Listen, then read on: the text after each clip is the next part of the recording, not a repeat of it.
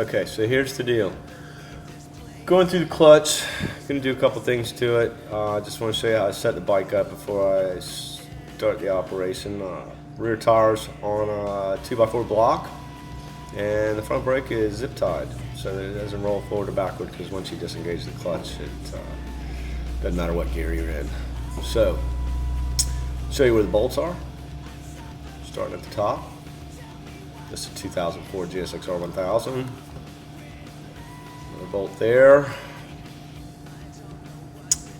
Move down, another bolt there. These are all 4mm Allens. I recommend using quality tools if you're going to be working on sport bikes.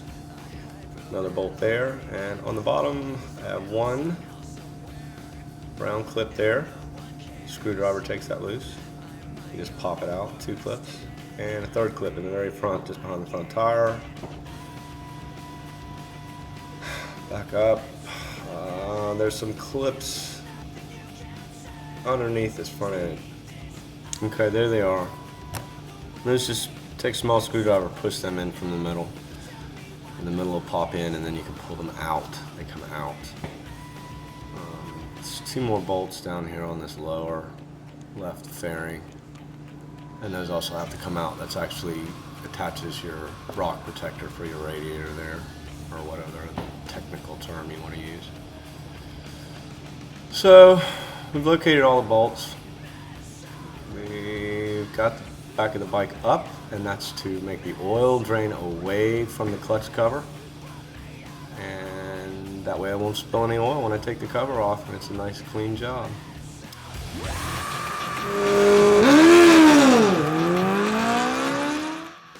Tool list includes flathead screwdriver, 8mm nut driver, 4 and a 5mm Allen, a couple of ratchets, offset wrench, speed handle I use sometimes, a couple of picks, cordless drill, digital mic, and pen to mark some stuff.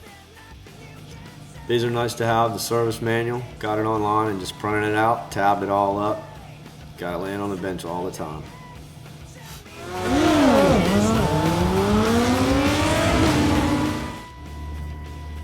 Okay, now that we've determined where all our fastener locations are and that we have to remove the right side fairing on the 2004 Gsxr to access the clutch cover, I'll be doing that with just a nut driver, 4mm Allen.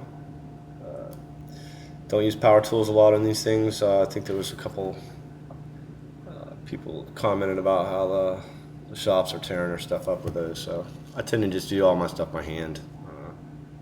Strip very few bolts and tear a lot less stuff up that way. Takes a little longer. Taking out these 3 bolts, I usually leave one hanging in the top somewhere, just so that the fairing doesn't get away from me while I'm unclipping and doing all those other things. But they're pretty much the bolts I hold the fairings on. I just do kind of like hand tight and a little snugger nut, maybe a little 2-handed twist on them.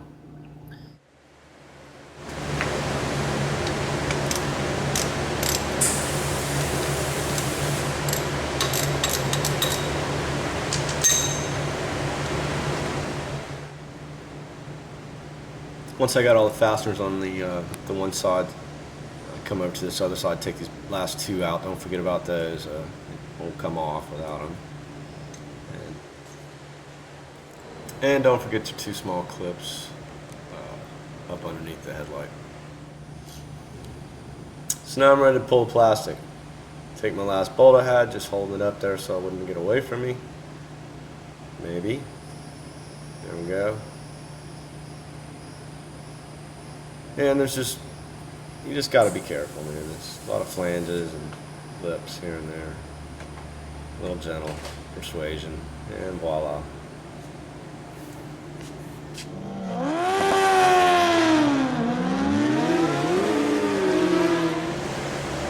Okay, so here we go. 2004 Gsxr 1000.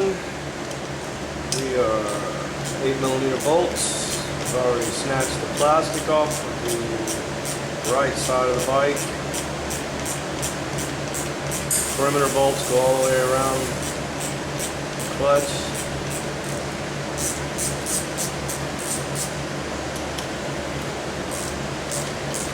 break them loose.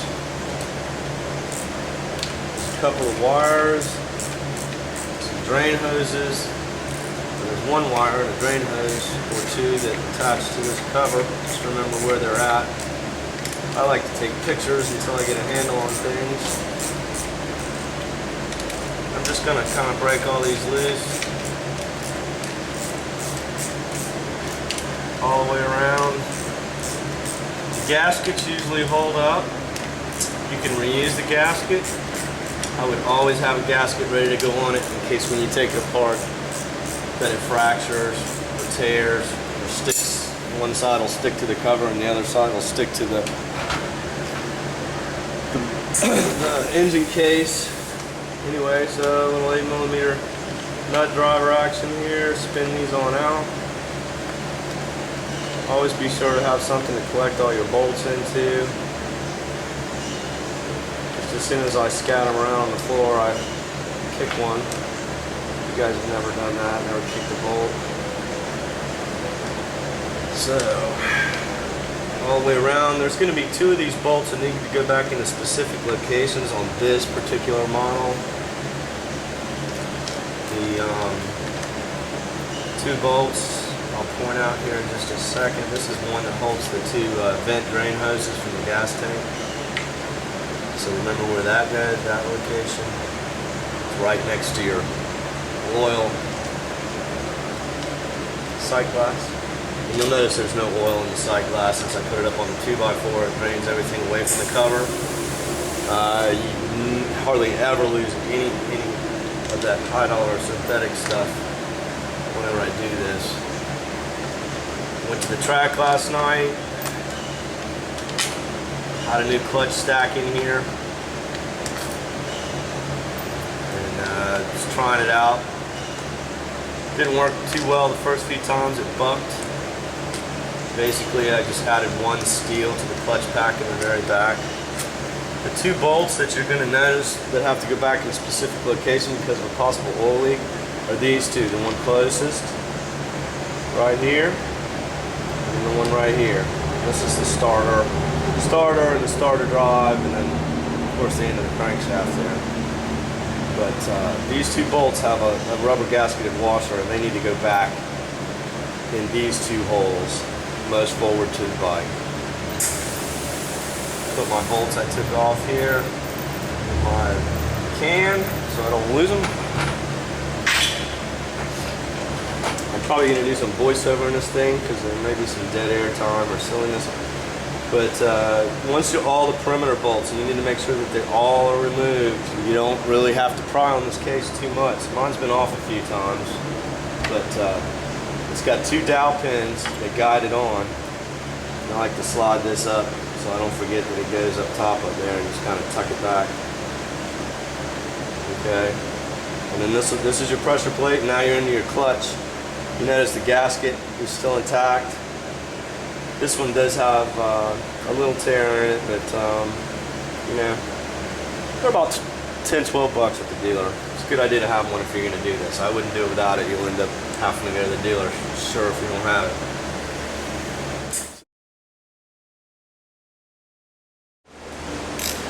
I've already removed the clutch cover. I'm breaking loose the clutch spring bolts. They're lightly torqued. Cheat a little bit.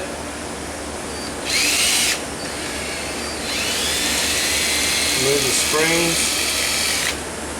Placing them on a clean, dry surface.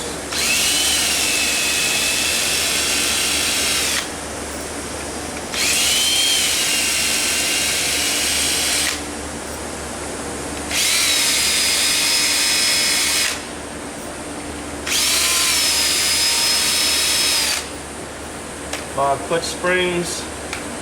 These are upgraded springs, a little heavier than stock. I'm going to be using those rather than the ones that came in the Brox kit. They're real stiff. Don't really like them on the street. Just wear my hand out basically in traffic. Got the 5 springs off. Pressure plate removal. Just about every time I take this apart, the washer that goes on top of the pusher needle bearing sticks to the pressure plate, so I like to flip it off and place it back on there so I don't get it lost anywhere. Next thing is the clutch removal itself.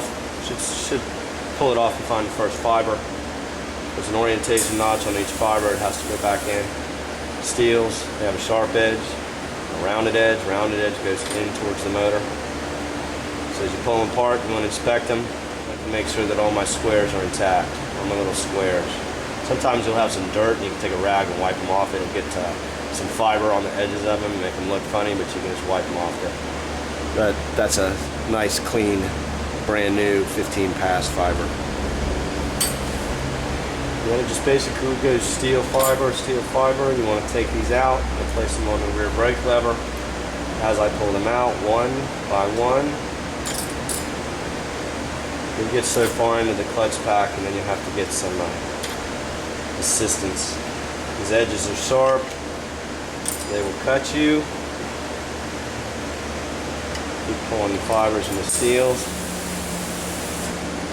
You can reach back there and carefully move the clutch pack forward from the rear grooves. Get your next fiber. And then eventually you'll have to go to some type of tools to flip those out of there. These steels should slide on and off this center hub, this inner hub here, without incident. And every now and then you get one twisted sideways, but if you're laying them on there and they're going in evenly, they should just slide right down on with no issues.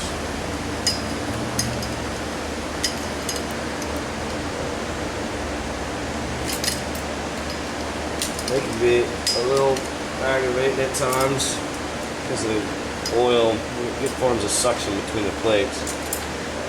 So we're getting close to the back of the clutch pack. Fiber. Once again, don't flip them over, pull them straight out of the basket and put them on the peg. Keeps them all in. Now if you're doing something different, you're gonna have everything laying out on the bench and moving away from the bike and all that stuff. You need to keep track of it however you prefer. We're getting down the fiber and then the steel. They all came out free. I didn't notice anything irregular about anything looked, but this is a brand new clutch, 15 passes on it. And this is just an inspection. So I decided to make this video for demonstration. Maybe it'll help somebody out. If you endeavor to fool with this kind of stuff, you always want to make sure that you have the proper tools and they're not junk. You always want to look at everything. This basket's getting some wear in it. You can see where the clutch fibers are banging around on it a little bit. If you take a sharp instrument, something pointed on the end, and you can come into this inner hub grooves and you can drag it down through there and it goes bump, bump, bump, bump, bump, then you probably need a new inner hub. And I'm starting to get some grooving on my outer basket. You can take it's tedious, you can file those grooves down a little bit, but you need to know what you're doing. And they don't recommend doing it more than a couple, 3 times before you go ahead and replace the basket. I did, however, nearly forget. There are 2 washers. One is a spring washer. That would be the bottom of the bowl side down. If you lay it on a table, one way it makes a dome and the other way it makes a bowl. Okay? So when you go to put this back in the bike, I'll probably say this again, you want to be sure that the bottom of the bowl is in. Out. And then there's going to be a flat washer. You want to take that out.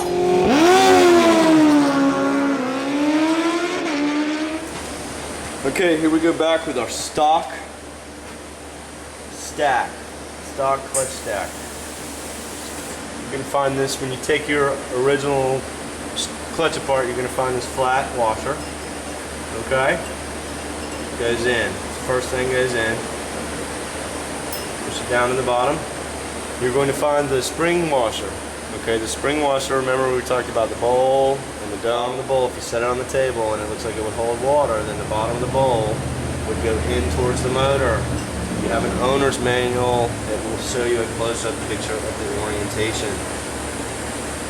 Probably not an owner's manual, but a service manual rather. Okay, then we're going to go in with our first friction. Okay, our first friction, remember I said there are 3 orientation tabs. 1, 2, 3, and it's a little notch in the outside claw. Okay? If you put it in here, in that particular orientation, it won't go down into the basket. You must start your stack in the longer slots. Okay? And you want to, every time you put a fiber in, you want the fiber to line up with that notch that you saw. There's 3 notches. Okay? Doesn't matter which notch, just that you line these up down into the basket. We're going to go with our first steel. The steel is going to be rounded side or smooth edge, goes into the motor, sharp edge towards you. It's 1 fiber, 1 steel.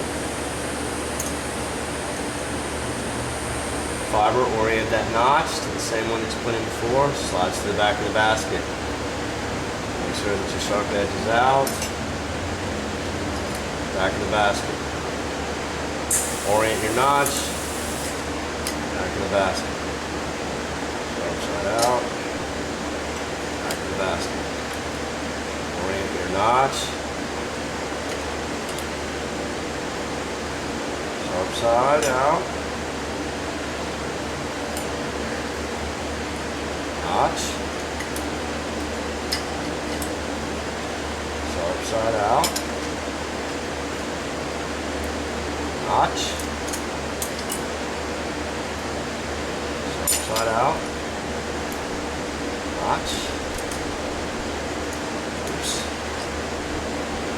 Next steel, sharp side out. I keep saying sharp side, but it's the edge, fellas, it's the edge. Orientation notch, lining up, sharp edge out, orientation, notch, sharp side out, and last fiber is in place. In the factory, once again, they do this. They put it 1 over as a wear indicator. I run mine like this. Do whatever you want. I don't think it matters. Once all the clutches and fibers are in place, once again making sure that your washer for your needle bearings has been put back in its proper place.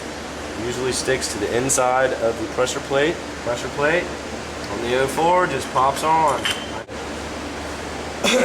Once you got your pressure plate on, make sure that it's not rocky, crazy. A lot of times when you replace a clutch, you're of course going to have increased stack height because it's thicker, because it's all new and there's no wear on it. So you're going to have to make the manual adjustment on the other side. We'll show that another portion. Pressure plate's down, feels good to me.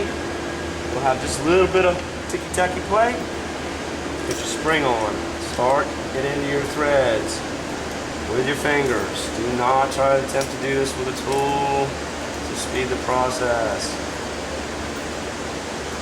I don't like fixing stripped holes or buying new parts.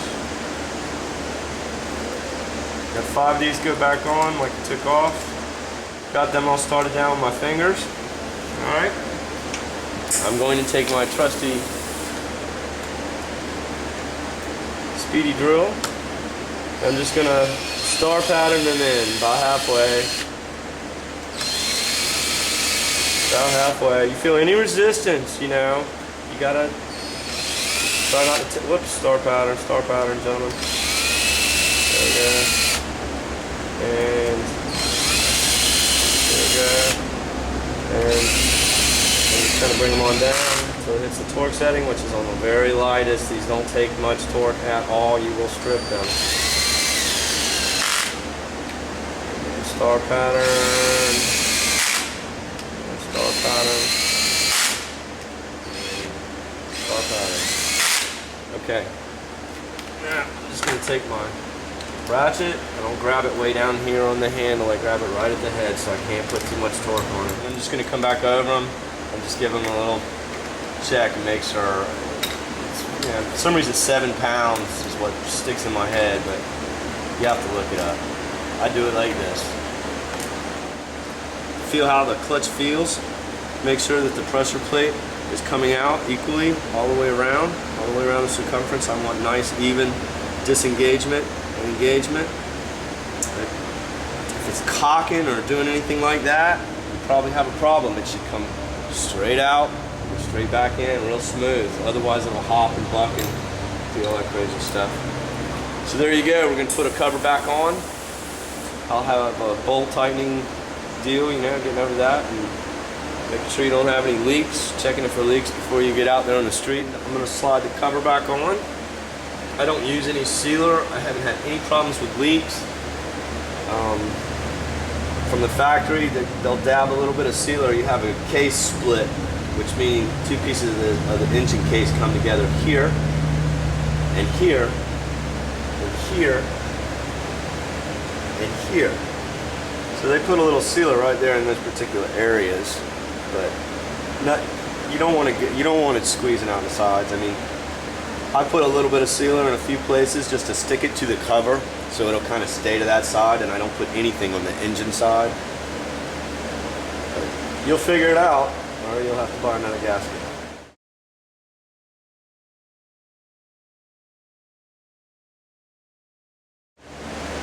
So when these go back in, there's alignment pins. There's one there, and there's another one there. Okay? Of course, just to get it oriented, you know that your sight glass is at the bottom. So I slide it up underneath that silly wire, wiggle it around a little bit. I can see the holes starting to line up. And your dowel should just slide right into place. Make sure that you do not have this wire pinched underneath the edge of the case. You'll break something when you go to tighten it. You bring your wire that goes here back. You put your hoses back. This just keeps them off the exhaust.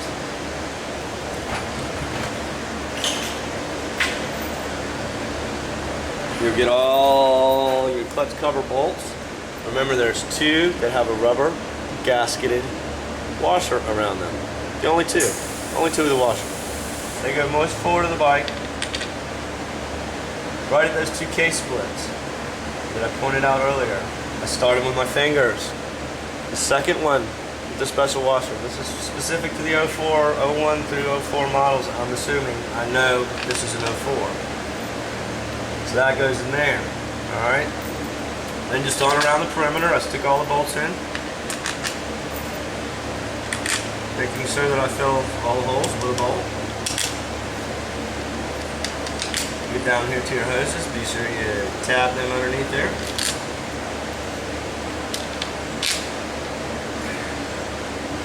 And I'm out of bolts, and I'm out of holes. I'm going to call that good. I take the handy dandy 8mm nut driver. And I'm just going to run these all down until they touch. Kind of go, you know, wherever you start, keep chasing outwards and go around the circle from that, you know. I wouldn't go top and bottom and left and right. I just kind of like to start in a direction. So get a few of them going there. And just keep going around that way. And these are all just tighten to touch. They're not, it's not a final tighten. You know, you don't want to put one bolt in and tighten it. You want to start them all and then bring them down. That way you won't have any cover alignment issues. I don't like the way that is a little bit there. Okay.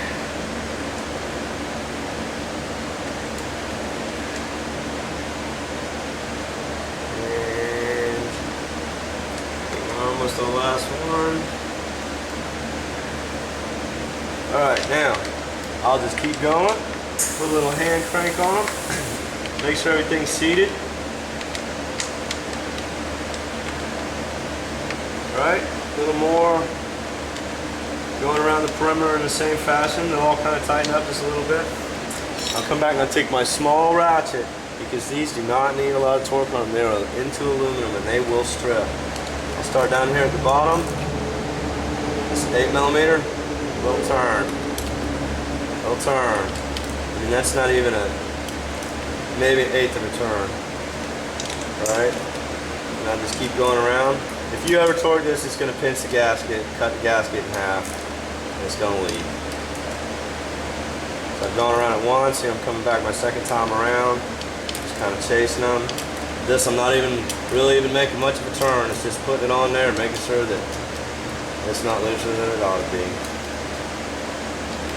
And I'll just, they just turn a little bit. So there you are. It's all back together as far as clutch covers on it. Now's a good time to look over stuff that you wouldn't normally be able to see when you got your plastics on there. Make sure your coolant level's full. Get your coolant reservoir tank up there. Check all that stuff out. I like to look for any bolts that are backing out. These things tend to vibrate just a little bit by the time. Now you go ahead and put your plastics back on. Hang them up there, have a couple bolts ready. You want to have somebody help you, man. These things are so easy to skin up. But I'll just start them all. I want to get all of my bolts in before I tighten anything up. And I got these two little black plastic clips we looked at earlier. These little suckers. Throw a pin here underneath the headlight. And I'll just kind of move them around a little bit as I tighten them to get my gaps all right on them. They're pretty good. And like I say, I just tighten these down with this nut driver setup. And just, they're pretty much hand tight because if you crank on these things, you'll strip them or you'll crush the plastics, so always by hand for me. That's pretty much it. It's back together. I'm gonna check it for leaks, and I might take it for a little lunch road test. Peace out.